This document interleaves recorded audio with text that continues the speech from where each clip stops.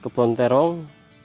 Ini usia tanam 10 hari setelah tanam ya. Ini kebetulan ada satu yang ketinggalan ya. Ini dulu ukurannya sama seperti ini, namun karena ini tidak pindah tanam jadi ukurannya tetap segini, cuman bertambah tinggi. Beda sama yang kita pindah tanam ya. Ini umur 10 hari setelah tanam.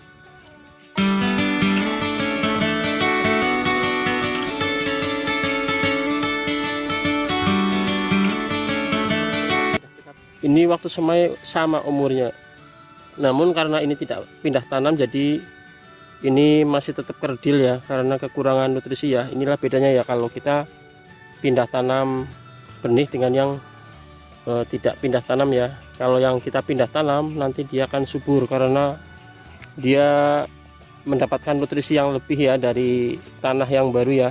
Sedangkan kalau yang tidak pindah tanam nanti ini akan tetap kecil ya, seperti ini ya, kerdil ya, karena dia cuma mendapatkan nutrisi dari tanah yang ada di dalam plastik polybag ini ya, seperti ini ya. Masih tetap hidup. Ini usianya sama batas sama ini ya, 30 hari setelah tanam biji ya. Nah, karena ini memiliki akar yang lebih banyak, akar barunya ya, kemudian ukuran akarnya lebih besar ya dibandingkan dengan yang ini ya. Ini akarnya tetap kecil, nutrisinya sedikit, jadi pertumbuhannya kurang, makanya ukurannya tetap segini ya, cuman bertambah tinggi walaupun sama-sama dalam proses tanam bijinya ya. Ini kalau di antara yang lainnya sama, cuman ini yang ketinggalan ini, padahal ini usianya sama ya, sama ini ya, seumuran, tapi ini tetap kerdil ya karena kekurangan nutrisi. Sedangkan yang ini saya beri pupuk dasar berupa pupuk kandang ya, dari kotoran ayam kemudian dicampur dengan Ponska ya, seperti ini ya. Ini masih ada nih Ponskanya ya. Campuran pupuknya adalah pupuk kandang, kandang ayam, pupuk kotoran ayam campur merang atau sekam ya. Ini jadi pupuk dasarnya adalah kotoran ayam broiler kemudian campur sekam atau merang lalu ditambah dengan Ponska ya sebagai pupuk dasar ya. Seperti biasa kalau saya menanam terong hijau, pupuk dasarnya adalah dari kotoran ayam campur sekam kemudian ditambahkan dengan Ponska. Untuk pengolahan lahan baru bisa ditambahkan dengan kapur dolomit ya, karena ini saya bedengannya adalah lahan bekas tanaman kacang panjang, jadi saya cuma menambahkan dengan pupuk kandang kotoran ayam yang dicampur sekam kemudian ditambahkan dengan Ponska. Ini pupuk kandangnya yang kemarin kita pakai masih ada ya, saya lihatkan ya. Nah ini sisa ya, masih ada nih ya, sisa pupuk kandang ayam campur sekam ya, bisa dilihat ya ini ya. Ini sudah berarti kita sudah simpan ini sudah ada kurang lebih 1 bulan ya di sini ya, kurang lebih 3 mingguan lah kayaknya kita simpan di sini ya. Nanti kita pakai lagi karena ini sudah cukup lama ya, sudah bagus ini buat dipakai dalam pengolahan lahan ya. Lalu nanti tinggal tahap selanjutnya adalah kita memberikan pupuk susulan, yaitu berupa pupuk NPK Mutiara ya. Namun sebelumnya harus kita bersihkan dulu ya rumput-rumput gulmanya ya. Nanti setelah ini kita sempat terlebih dahulu ya, karena kemarin itu sering hujan, kita jarang ke sawah ya, jadi ada beberapa hama yang menyerang ya. Ini mungkin kalau nggak belalang apa jangkrik ya kayaknya ya, daunnya ada yang berlubang. Kemudian hama yang sering makan ini juga kalau untuk umur-umur yang masih pendek seperti ini biasanya ada yang suka makan itu berkicot biasanya ya. Berkicot suka makan ini ya, tanaman dari terong hijau ini ya. Kadang-kadang dipatahkan ini batangnya ya sama berkicot ya.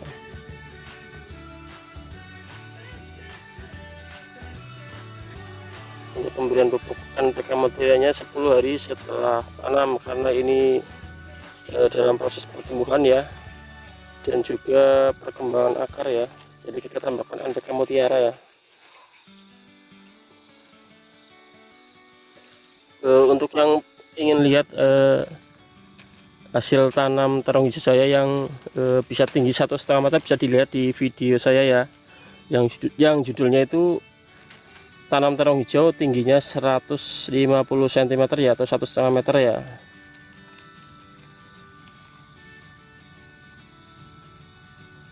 Bisa kalian tonton untuk hasil tanam terong saya yang kemarin itu tingginya bisa 1,5 meter ya, ditonton di video ada, judulnya cara tanam terong tinggi 1,5 meter ya, ada di video.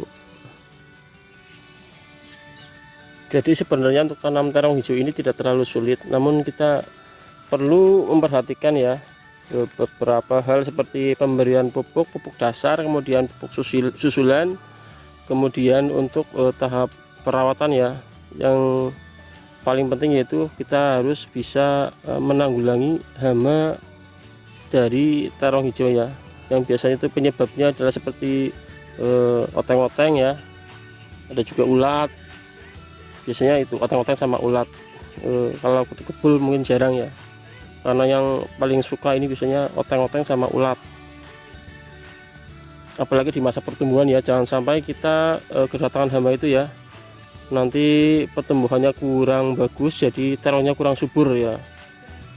Ini kalau terongnya subur bisa dilihat ya, daunnya lebar, masih umurnya masih 10 hari setelah tanam, tapi sudah mulai terlihat subur ya, daunnya lebar ya. Beda sama yang kurus itu biasanya itu kecil kerdil ya.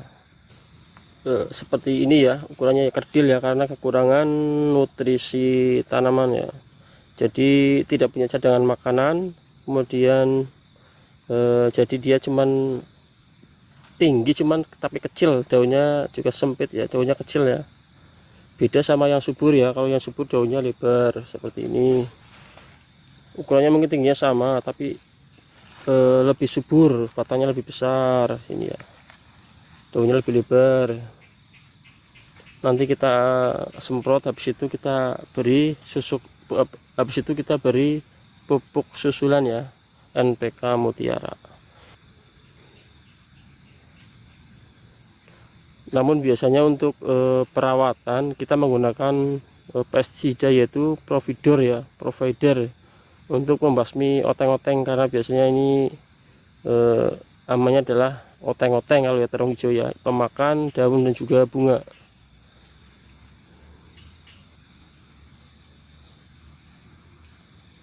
Nah, ini kita temukan di hama satu nih ya, apa namanya ini ya, trip apa ya namanya ya. Nah, ini salah satu hama pemakannya ya. Kalau oteng-oteng yang bentuknya bulat itu ya, ini salah satu hamanya nih. Berarti kita harus mulai untuk melakukan penyemprotan ya. Oke, ini baru mulai ketemu ya. Mumpung ini masih kecil, kita harus sudah melakukan penyemprotan ya. Mumpung tanamannya masih kecil, masih bisa kita kendalikan, jadi sebaiknya secepatnya nanti kita semprot ya besok ya. Setelah kita semprot, baru kita berikan pupuk susulan NPK Mutiara. Jadi kita hilangkan dulu hamanya ya. Mudah-mudahan besok nggak hujan, karena kemarin kita kesini tuh hujan terus ya, jadi kita nggak sempat ke lahan ya, karena sering hujan. Mau semprot juga percuma ya, hujan-hujan ya. Mudah-mudahan besok kita terang bisa semprot, kemudian kita berikan pupuk susulan NPK Mutiara.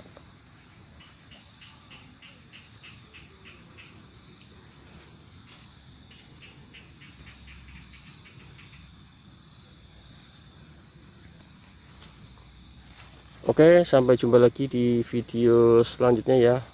Semoga bermanfaat. Wassalamualaikum warahmatullahi wabarakatuh. Salam bertani sukses.